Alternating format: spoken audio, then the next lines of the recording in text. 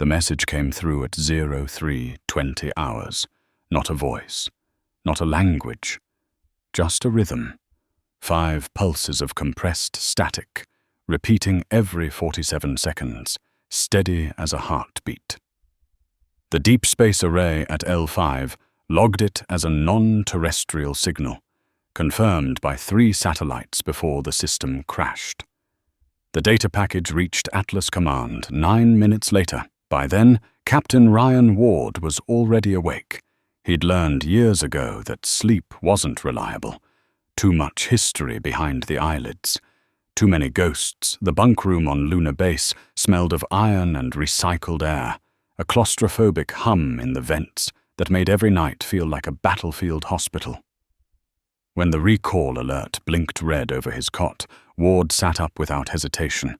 He pulled on his undersuit, sealed the compression collar, and caught his reflection in the brushed metal wall. Stubble, bloodshot eyes, and the cold professionalism he wore like armor. The scars along his jawline caught the light. They'd never quite healed right after Carver nothing ever had. The door hissed open. A young ensign waited outside, trying not to meet his eyes. "Sir, Command wants you in Briefing Room 2 Priority Alpha." Ward's voice was calm, almost detached. "Acknowledged." He walked the corridor alone. Lunar Base was quiet at this hour, the kind of silence that came before bad news. The briefing room lights dimmed as he entered. Admiral Stane stood at the far end of the table, thick-set, silver-haired, the kind of man who'd survived every war by never underestimating the next one. Around him, hollow displays showed a red giant star and a faint orbital trace, a derelict structure circling a dying sun. "Captain Ward," Stane said. "Take a seat." Ward sat. The table's surface flickered, bringing up signal data, jagged spikes across a frequency band that shouldn't exist. "This came in 6 hours ago from beyond the heliopause," Stane said. "Origin, Epsilon Thane system. No known colonies, no traffic, no debris. The signal is artificial." Ward studied the waveforms. Repeating intervals. Looks like a code loop. "We thought so too," Stane said. "Until this." He tapped the console. The hollow shifted. The signal translated into an image, a distorted sphere of black glass orbiting a skeletal ring. In its reflection, a faint pulse of light. Ward leaned forward. "Looks biological." "That's what our analysts said. A structure of unknown composition, organic alloys, maybe biosynthetic. We've designated it Station Echelon-1. Ward's eyes didn't move from the image. "And the mission?" "Reconnaissance," Stane said.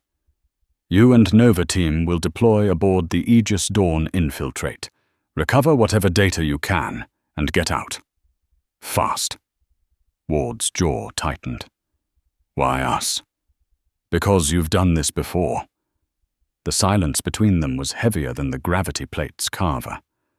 Ward looked away, voice flat. "And the signal itself?" Stane's expression was unreadable. "Still transmitting. Stronger by the hour. Our astrophysicists think it's waking up." "Waking up?" "That's the term they used. You'll find out what it means." 2 hours later, Ward stood in Hangar Bay 9, staring up at the Aegis Dawn, a black, arrowhead-shaped corvette bristling with sensor arrays and railgun turrets. The hull plating shimmered under floodlights, painted with the Atlas insignia, a silver circle split by a vertical line, like a blade through a planet. His team was already assembled at the boarding ramp. Lieutenant Vega leaned against a crate, chewing a stim patch, eyes flicking over a diagnostic pad. Corporal Mason sat cross-legged, cleaning the barrel of his kinetic rifle with ritual precision. Dr. Lynn Soraya, the only civilian, stood apart, Slim, precise, her hair bound tight, eyes alive with curiosity. Ward approached. "Status?" Vega looked up. "Systems check complete. Hades is online. Engines cold but prepped. All mission gear loaded." "Good." Ward's gaze moved across them. "This is a black mission. No broadcast, no comms outside Atlas channels. We're ghosts until we return." Mason grinned faintly. "Assuming we come back." "Assume nothing," Ward said. Dr. Soraya spoke for the first time. "Captain, I've reviewed the signal logs. It's not random. It's recursive. It's teaching itself to stabilize. That shouldn't be possible without an intelligent transmitter." Ward nodded. "Then we find out who's talking." The ship's AI activated, a calm, synthetic voice through the overhead. "Captain Ward, mission parameters loaded. Estimated flight duration, 71 hours. Awaiting launch clearance." "Hades," Ward said. "Keep us dark until we're through the outer net." Acknowledged, running silent. The hangar lights dimmed as the dawn powered up. Engines whispered to life, magnetic fields bending light across the hull.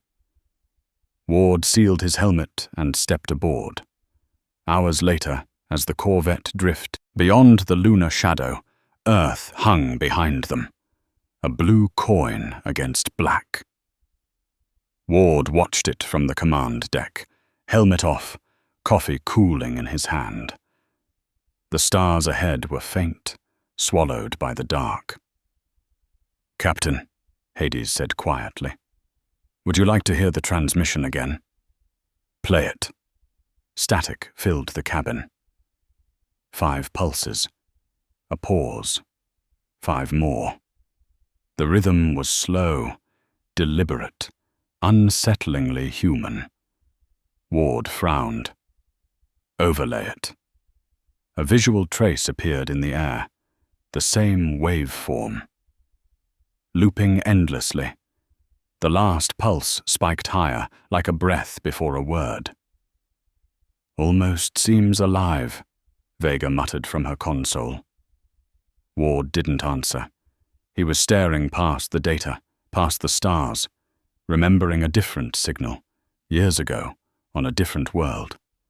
One that ended with fire and screams through static. He took a slow breath. "Whatever it is," he said, "we don't make contact, not until we understand what it wants." No one replied. Outside the viewport, the stars flickered once, and for a fraction of a second, the signal echoed back. 5 pulses. Then silence.